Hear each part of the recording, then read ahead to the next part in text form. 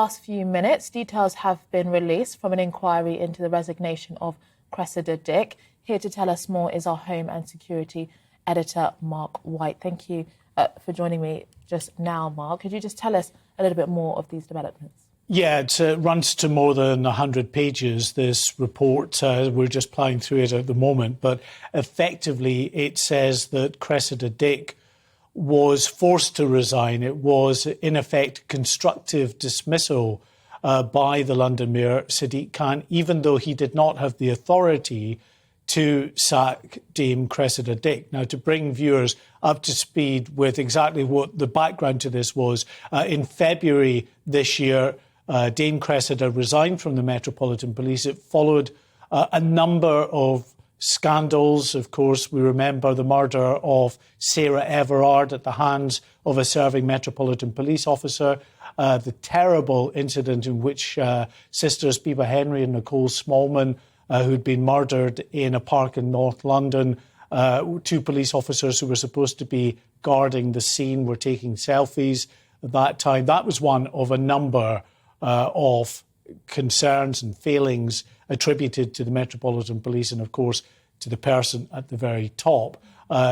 London Mayor Sadiq Khan had issued Dame Cressida Dick with an ultimatum that she had to come up with a plan as a matter of urgency to improve things within the Metropolitan Police, but things came to a head again when we had another scandal, this time involving police officers at Charing Cross Police Station in central London who were on a WhatsApp group exchanging all kinds of racist, homophobic and otherwise very disturbing messages towards each other. That, I think, as far as the London Mayor was concerned, was the final straw. He had issued this ultimatum to Dame Cressida Dick. But what this inquiry has found, it was commissioned by the Home Office and carried out by Sir Tom Windsor, the former Chief Inspector of Constabulary.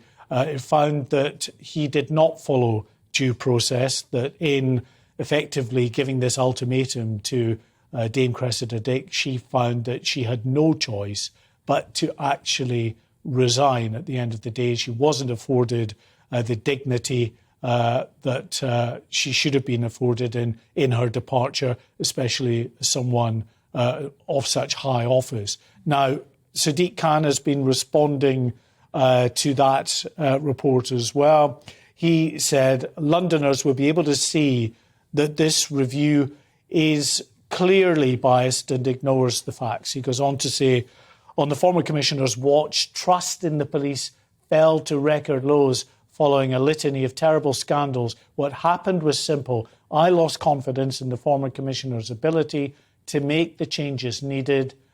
She then chose to stand aside. So Sadiq Khan not taking this lying down. He's clearly very angry at the conclusions of this report by Sir Tom Windsor, but he is very clear in his report that Sadiq Khan did not have the authority to sack Dame Cressida Dick, but in resigning, being forced to resign effectively, that amounted to constructive dismissal because she felt she was left with no other choice.